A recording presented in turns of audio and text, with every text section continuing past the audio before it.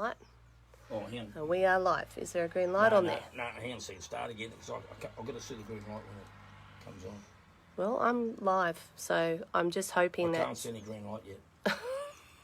Come on, baby. Come on. Frig me. It shouldn't be this hard, like, honestly. Okay, if there's anybody watching, good afternoon from Jamboree. What a beautiful day. It's been pretty warm here today. Let us know if you can hear us. Leave us a comment or... We need to know if you can hear me. Need to know if you can hear Rick. Can you hear me? Hello. Hello. Is anyone there? Can you hear me? Yep, there's a thumbs up. We're good to go. Right. All right. Last we did it twice. We had to do it twice last week because we are so technologically challenged. We just want to build tiny homes and live on a farm, like really. But we know that this is the best way to engage with you guys and to answer your questions. We've had quite a number of questions come in this week as well. You might want to put your phone on silent. Do you know how to do that? No, probably not. I don't know. Okay. Stormy said she can hear me. Fantastic. The daughter is, you've had a backup person and she's let you know. That's wonderful. All right. So down there on the, I don't even know if you can zoom in, but no, on the dam down there, we've got swallows.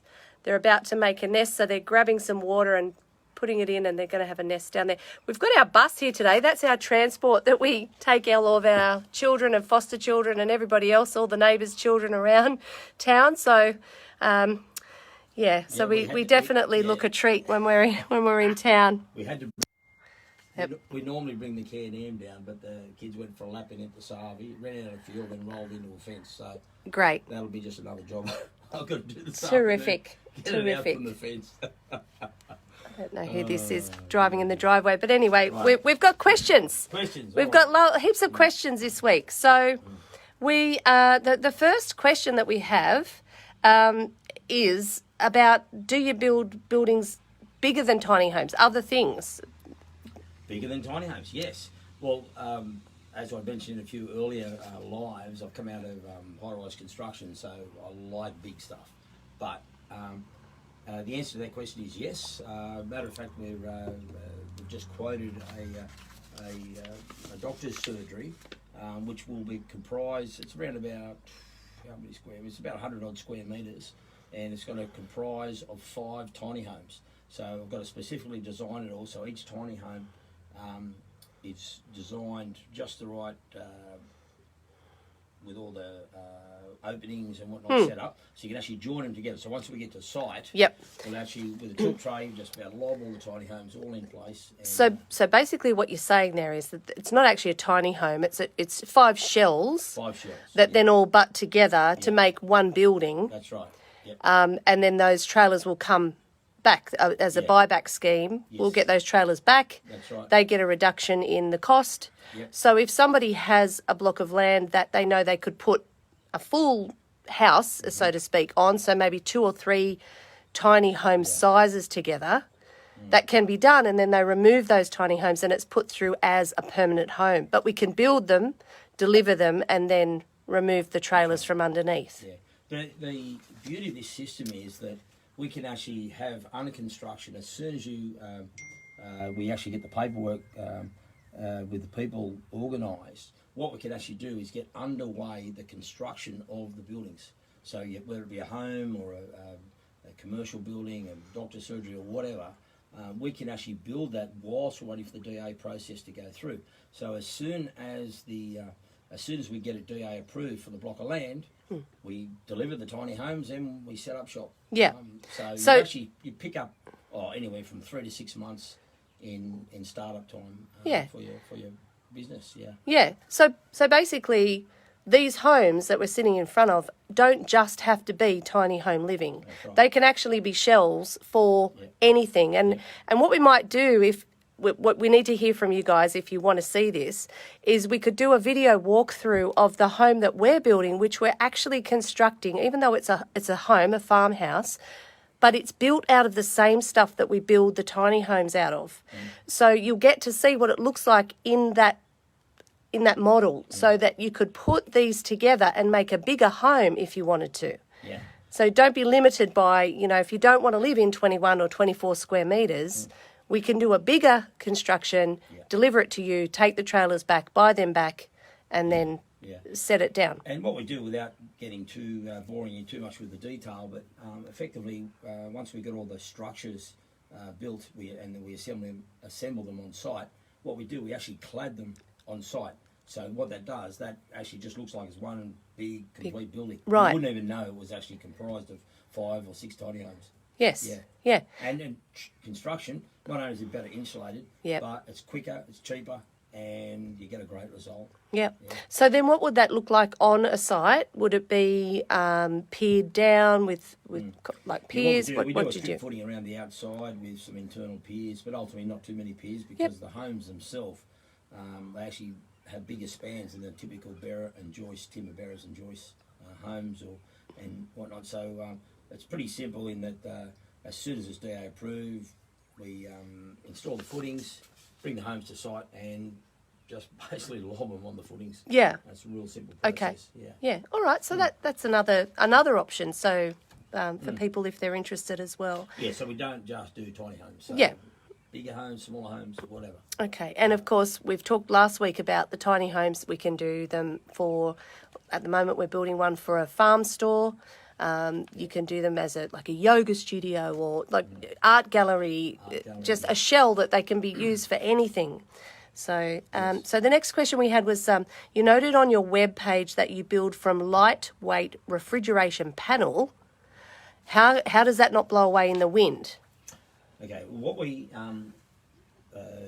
with the refrigeration panel, because it is lightweight, structurally strong but lightweight, so it needs to be actually fastened down. So what we do during construction is we auger out the refrigeration panel to install our booker rods. So what happens is once we've actually installed or completed the whole structure of the tiny home, we install the booker rod or threaded rod, which goes from the very top batten on the roof all the way through all the panels to underneath the actual substructure of the tiny home. So we're actually clamping it together with the booker rod. Right. What's a booker rod? The booker rod is a threaded rod. We put nylock nuts on it, so they just won't undo during transport, and it's rock solid. It's physically, unless you can pull apart the booker rod, which it's not going to happen. It's just rock solid. Great. It's going nowhere. So Chris has asked us, are there set shape combinations for if you wanted to put a few together? Is there a set thing, or do we just work on custom? Yeah. Well, we work at the maximum width. So in the planning, what we've got to work on is a maximum of 3.5 metres wide. So each segment is 3.5 metres wide. So when we do our rooms, and you might have multiple rooms either side with a common hallway up the middle. So we need to make sure that everything is, if you like, in segments. So for transport, we've got rooms, or maybe a bigger lounge room, which you can have a big open plan, so we can join the two open areas together. So it's really just a design that I do in the design process. Yes. Yep. I actually map it out. Yep. To make sure the rooms work for transport. So first, it's not too hard to build, and then when we get to site, it's just easy. So basically, when people come, they either come here or we talk to them on the phone and do a video walkthrough if they're not close by. We ask them to send us through, what do you want? You want a kitchen, you want a lounge, you want how many bedrooms, and then we can work with them on whatever it is that they just give us a list, and then we can come up with a design together. Yeah. That's right, and if you work in principle at the moment, we're trading around about $4,000 per square metre. So every square metre at tiny home is $4,000. So if you want to make it a bit bigger, you need a bit more space. Add $4,000 to our base models. If you want to go 1 square metre bigger, that's $4,000. Yeah. And we've had a couple of clients that wanted just that little bit longer. They picked up a couple extra square metres. It's cost them $8,000. But the beauty of us, it's all about value for money.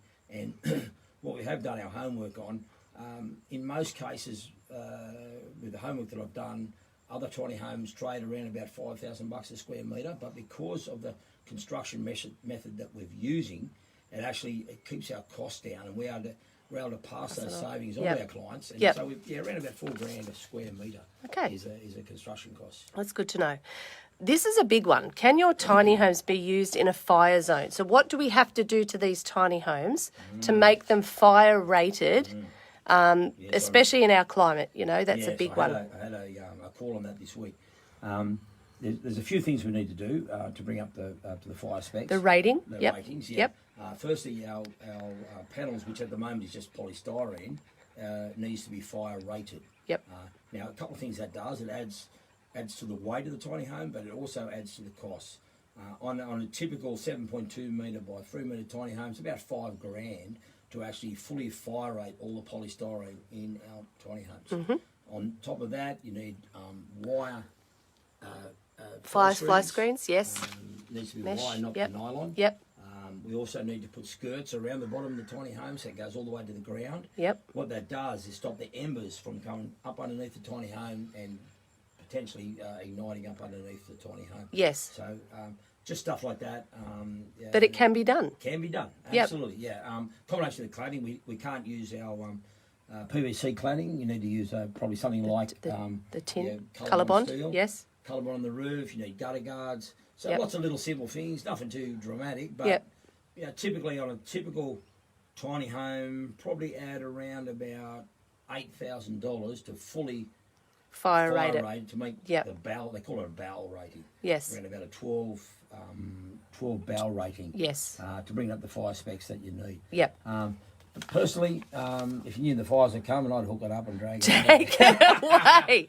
That's sure. it. Isn't that the Don't take my beauty? word for it, just That's the drag it beauty. away. Keep the tyres pumped and ready to go. Good to And go. see you later. Take your take your home with you. Yeah, okay. Next question we had was, this is interesting. How do you stop the kitchen doors and drawers from opening during transit if you're moving your tiny home? Yeah, well, you learn from your mistakes. Yes. Learn from your mistakes. The first one I did that I took out the mudgy, we had to go through and duct tape all the doors closed. I just clean forgot. You get that on the big jobs. Anyway, long story short, we duct taped them all. The drawers, we pulled the drawers out, we duct taped the doors shut. But now what we actually put in every tiny home is I call it a caravan switch button, or what do you want to call it? Effectively what It's it a is, handle, it locks, pushes, yep. It's a push in, locks the door so Yes. it can't open during transport. Yep. You press it, the little handle comes out, you Yep, grab it, pops you out. open the door. Yeah. It's a great They're one. great. And They're look lovely. good too. Look They great. do, and the kids Look love great. playing with it. It's a, it's a nice, cheap bit of entertainment for the children. So are the beams you install in your tiny homes structural or for aesthetics? Okay, depending on the style of the tiny home, we've got through the centre of the tiny home, if we don't have a loft at both ends, what we do need to do, because it's a gable roof, potentially it could actually spread. So what we do, we actually put collar ties across. Now that's, once again, threaded booker rod, 10mm booker rod, that actually goes from outside to outside of the tiny home. What it does, in between the mezzanine and the areas that don't have a mezzanine, is stop it from actually spreading. So we put the booker on it, and then to dress it up a bit, we laminate a bit of custom wood, dress it up to make it look like a beam, and so then it becomes a feature. We also can either hang fans off it, lights, smoke detectors. You can run things through that hollow, Yeah, and it keeps the weight down. Yeah, it keeps the weight down. So it's not solid beam, it actually just looks like. But I have to say, I mean, shout out to Laminex. They have got some fantastic profiles now. The one that the couple that we're using, they literally look like, if you unless you're right up close to them, they look like a rusticated beam or like a timber. The laminate we've chosen actually looks like concrete. Yeah. It's just so impressive. Like the colours. Yeah. Everything you can do. Yeah, we love you, Laminex. Yeah. We're not sponsored by you, but we. Hey. Yeah. There you go. Yeah, it's a great product. And even in the kitchens, some of the laminates we use in a lot of the bench tops. Yeah. I mean, a lot of people put the laminated timber in the bench tops, but the actual laminate itself, roll form tops, it's totally underrated. Yep. It's easy to clean. So easy to clean. It looks as good 10 years down the track as it does the day you put it in. And they've got some beautiful ranges now that will stand the test of time. There's ones that look like marble.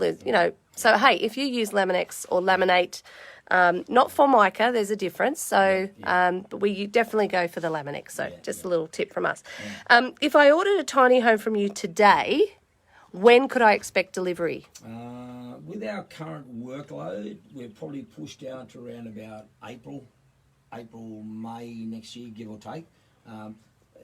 Trouble is, at the moment, we've got Christmas in between. Most of our suppliers will shut down. I mean, we work through, but we can't work if we don't have the material. So I try to pre-order stuff, but our biggest hiccup is kitchen companies shut down, suppliers shut down. So it's just all about getting the material. So we'll lose 3 weeks over Christmas, 2 to 3 weeks. Yep. But at this stage, we're probably pushed out to around about April next year. Yep. But if you wanted to jump the queue... jump the queue. What could you do? 5% it's going to cost you. Oh, 5%. That's not true. Don't lie. That's not true. I can't do it for nothing, Dar. Crap, we've got to work overtime. So the Maverick down there, that's sitting down there, we could sell you that one. If you wanted to jump on an ex-display model, we could do that now. And you could grab it and be in it by Christmas time. Yeah. And then we put a new one up. Custom built. Yeah. I mean, obviously, we've got people that have locked in and secured the tiny house construction, so they're in the process of getting constructed and built and ordered all the gear and whatnot. But deadly serious on the jump the queue. Yeah. 5%, because we've got to work overtime, and I'm not going to bump anyone. Yep. That's already in the queue. That's right. You know what I'm saying? So that's right. Priority. Oh no. I mean, jump the queue by buying one that's finished, not jump the queue to get in front of somebody else. I won't do that. No, that's not going to happen. It's not like the nightclubs where you can, we can jump in front of someone else because you know the bouncer. No. Okay, so you mentioned in an earlier live that you were doing a design with a compost toilet upstairs. How does that work? Okay, with the compost toilets, there's a couple of ways you can work. The one we actually use can be self-contained, so you don't have to actually connect it to. It can actually be fully self-contained. Yes, on the inside, it's a bucket system. However, what we do is we drain the fluids. So during construction, we'll set up a drain line from the tiny house upstairs, so it'll drain through flooring and to the outside, connect into your grey water system, fluids. Yep. And hopefully you don't need to drop a number 2 during the night. So you shouldn't need to be forever. For a long time. Yes. For a long time. And of course, with the bucket system, it doesn't smell because it's got the smell. Sawdust and the absolutely. I've got a shock in my life the other day. Oh no! Where are we going? Before you say something, do I have to drown you out? No. Definitely not going to drop any loads. But a poor young lady, she was heavily pregnant. She was. You could see she needed to go, and she said, "Do you have any toilet I could use it?" Anyway, I said, "Yeah, use the tiny house toilet. No worries, go for it." Anyway, Anyway, we finished the inspection and moved on, and the next day I had a couple of young guys looking through and checking out our tiny homes and whatnot, and I walked into the toilet to show them how, they were asking, very inquisitive, asking, how does these tiny house toilets work? Just can you show me what's going on? Oh, anyway, no. We went into the toilet area, and of course she dropped the number 2 unbeknownst to all of us. Oh, no. But I said, there you go. There you go. No smell. There was no smell. And you didn't even know? Didn't even know. Oh. Oh, we love when you come and visit us. We really do. We do, but I tell that's just... well, you know what? It's better than doing it in one of those showrooms. You know, like you go to Reese and they have the toilets. Oh, we've had a couple of kids that have used those without permission. Okay. Next question. How do I approach my council about getting approval to have a tiny home on my farm? Okay. A lot of councils, as soon as you say the word tiny home, they just freak out. Yeah, because it's new. It's new. They don't know how to handle it. I think one of the biggest drawback is that they're not getting there's nothing in it for it. Well, they don't make any money out of it. And there is some councils that are actually starting to set up in the LEP. If you want to do a tiny home, this is how we can work with you, which is great, and this is how it should be. Yeah. And I think you'll find most people don't care about paying a few fees. That's not their issue or not their concern. They just want the simple style of living. They want to live cheaply. They don't want to live with a massive $800,000 mortgage. They just want to live, don't want to live beyond their means. So my advice is when you go and talk to council, because our tiny homes and every other tiny home in Australia, at the end of the day, are caravans. They're a relocatable home on a registered trailer. That's what the caravan terminology is, and it's also what the from council's point of view, it's got to be a registered vehicle. Yes. So, registered long story trailer. short, Yes. don't even mention the word tiny home. Yep. Otherwise, I'll just throw the book at you and make it hard. So, talk to them about caravans. Yep. Did an exercise for a client, chatting to Windsor Caravan Council, and they try to skirt around all the issue, but at the end of the day, there's nothing in the LEP that says you cannot have a caravan on your property and a For your family member to permanently. That's no right. problem. Yep. There's nothing that can stop you. Yes. Apart from if you're in a heritage area. Right. If you're in a heritage area, or if you're bought in a new, say, estate, there might be some covenant on the estate that says you can't do certain things. You can't have a caravan. Couldn't have a granny flat or So a garden shed. It's played by the rules. It's played by the rules. Yeah. You're not actually dodging anything. Yes. It's like you're working within the parameters. That's right. Of the Yep. law. Yep. Which is fine, but it's all about the way you word it. Yeah. Yeah. And as this grassroots movement gains momentum here in Australia, we will see more and more people wanting to, because, you know, people who their kids can't afford the housing. So, you know, it's time for councils to start getting with the program and really going with what Australians need. Yeah. Tiny home living is so much better than living in a caravan, as far as the space, the, you know, the full-size kitchens, all of those things. It's not going away. Yeah. So it's time for them to start, you know, and I think the tiny house festivals and those sorts of things are really starting to gain that traction of getting... Yeah. Because at the end of the day, the world will tell you you need all this stuff from China that ultimately gets thrown straight to the landfill. You know, like, come on, man.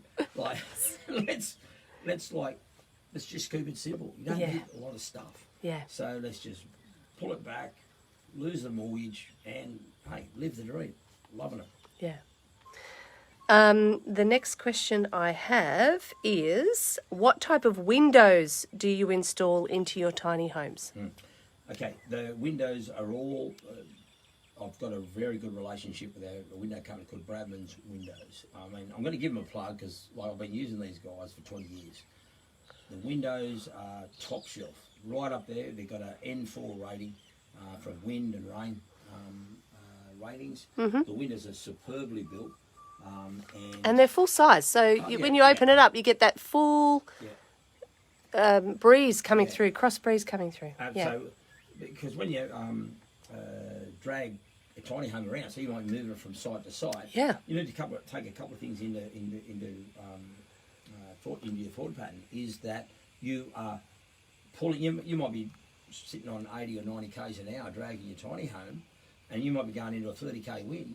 I mean, heck, and Tommy, that's 100k wind. You know, they're travelling at. So your windows have got to be well built. So they've got to be able to handle the wind, and the rain, and all that stuff. So you don't have leaks in your tiny home and wet clothes when you get to your destination. Yeah.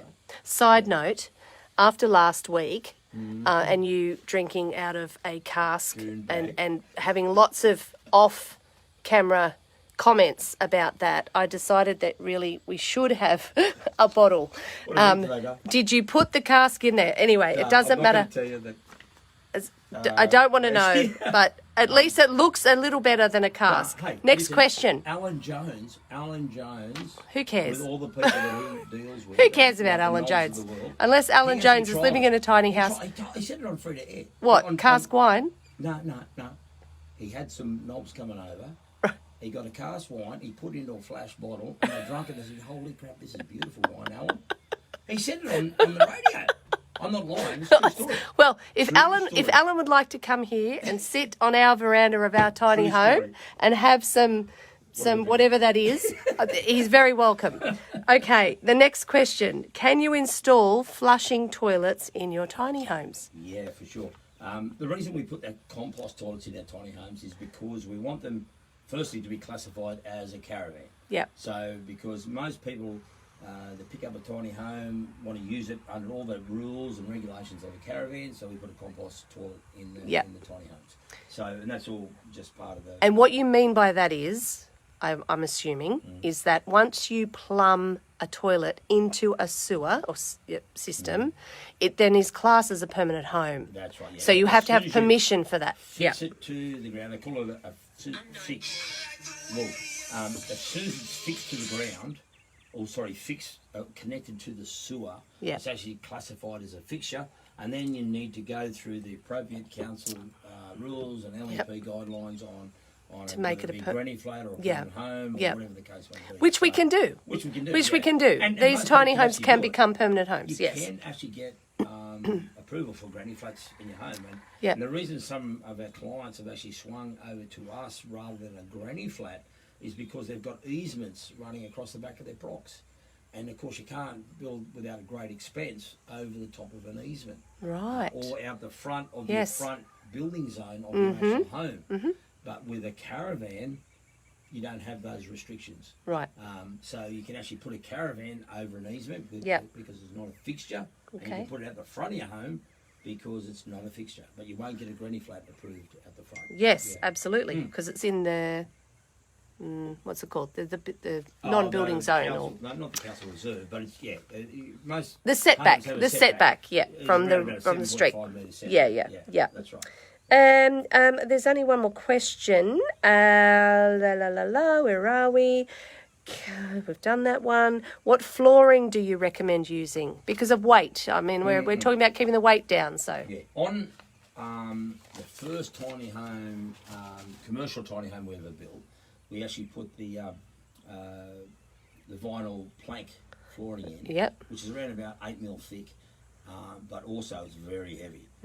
Added about 150 kilos to the weight, and we're sort of pushing the boundaries on our overall weight. We had to pull out drawers, pull cupboard doors off to make it legal to drive on the road. So in case people don't know, when we move these tiny homes, so we're going to an exhibition or whatever, we have to go through the weighbridge. So if we're over, we're not going anywhere. So we have to be under. So you can know that we have built these to be under the weight limits, so that when you're travelling with your bits and pieces inside your tiny home, you've got that extra kilos allowance there. A couple of things we've now changed over to aluminium trailers. 7.2, 8 metres, 8.5 metres long, 3 metres wide. Aluminium. We save about probably half a tonne in weight because with our tiny homes, because our trailers are detachable from a tiny home. So we've actually effectively got 250 millimetres of substructure. I know for a lot of people. This is getting very technical. Don't want to get too technical, but no. it's this thick. Okay. Which, I mean, I don't know. I'm just not... A lot of people probably are very interested in all the technicalities. But on a Sunday afternoon, I don't know. I don't know about that. Yeah. I've done my workshop today. I'm a bit tired, so we'll probably have to wrap it up now. So if there's any questions, if you have any questions, please hit up a comment so we can answer them for you right now. Otherwise, we can answer them next week in our Sunday afternoon live from Jamboree. If you need to get in touch with us via email, it's info@havenwoodtinyhomes.com. Our website's there. We've got lots of pictures and plans and things on the website, havenwoodtinyhomes.com. What else do we need to say? I think that's about it. So, funny story. Oh, no. Oh, I did have something to say. Oh, okay. Just one thing before I'll go first. Okay. Because it's very exciting. So we told everybody last week that there's a bit of TV stuff happening early next year for a show. But we've just found out this week that there's actually two TV shows coming next year. One for air and one in cable. So we are really excited to be we can't say too much yet, but there's two TV shows coming next year, and as I said last week, when I told Rick who the host was of one of them, he didn't know who she was, and so I just showed him a Google picture of the host, and so he started working out. He started working out because he wants to be super fit and hot to make sure she thinks he's lovely. So we've had a question. What keeps you so young, Rick? Me. Me. It's me. It's all the love and attention that he gets. For sure. And cask wine, obviously. Yeah. That's right. Yeah, that's it. So you tell your funny story and then Funny story. Yeah. Anyway, long story. Most people that know me know that I usually wear 365 days a year. I wear me stubbies, shorts. Shorts, Oh, yeah. stubbies. Anyway, if you're overseas, stubbies are a Stubbies, type of shorts. Yeah, type of shorts. Anyway, long story short, last night I thought I'd have a change of scenery, and I put a pair of pants on, put the moleskins on. Anyway, I went out last night, and this young attractive lady said, "Oh, Rick, didn't recognise you with your pants on." Oh. And I thought. I looked her up and down. I said, "I didn't recognise you with your top on." I just come out. Oh dear. Yeah. What did she do? She went a bit red. Yes. Yeah. You can take the boy out of the country, but you can't take the country out of the boy, can you? I don't. That last, what about last week? The one, I've got to tell the funny story from last week. Mark the electrician. Right. Okay. Let me tell you. Mark's not watching, so Mark. Mark's not online. Mark's not online. Anyway, No. True story. Yes. Story. Long story short, we're getting power over from the old dam over to the dam. Over to the new dam. Yes. And so. Why are we doing that? So we can filtrate the water and have a fountain thing coming out of there. Go on. Yeah. Anyway, long story short, I'm on my way back, and I get this call from Mark. He's over in the old dam, hooking up, just doing the final hook up the circuit breakers and all that sort of stuff. And we've got a little pump shed sort of hanging on the... Yeah, it's about what, a metre by a metre? A metre by 1.2 metres. Okay. A small shed. Small. And anyway, I get this call, and Mark rings, and he says, "Rick, you're far away?" I said, "No, mate, 15 minutes. Why, what's going on?" He said, "We're trapped." I said, "What are you talking about?" He said, "We're trapped inside the shed because your billy goat won't let us out." And I said, "Mark, there's two of you." And he said, "Yep, we're both in there." So I've got this picture with two grown men stuck in this 1 metre by 1. So what did you do? Shed. Well, first I had a bit of a laugh, and I thought he was just playing with me, you know what I mean? So anyway, so I'll cruise back and out the front of the property. I look up at the dam, and here's the shed, and here's Billy with big horns about like this wide, just sitting out the front of the shed. I thought, "Oh, no, everything seems in order." I said, "Mark, you there, Mark?" He said, "Yep, we're in the shed."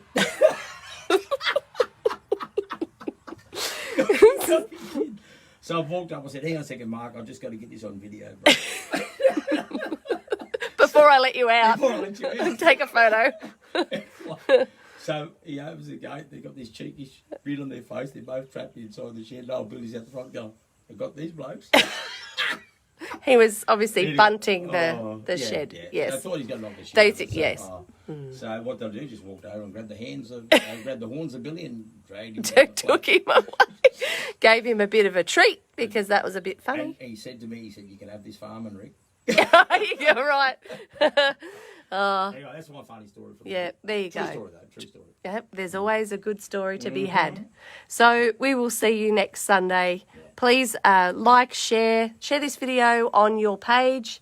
Like it, let your friends know about it, and we hope to see you next Sunday here at 4:30 p.m. See you later. Thanks, guys.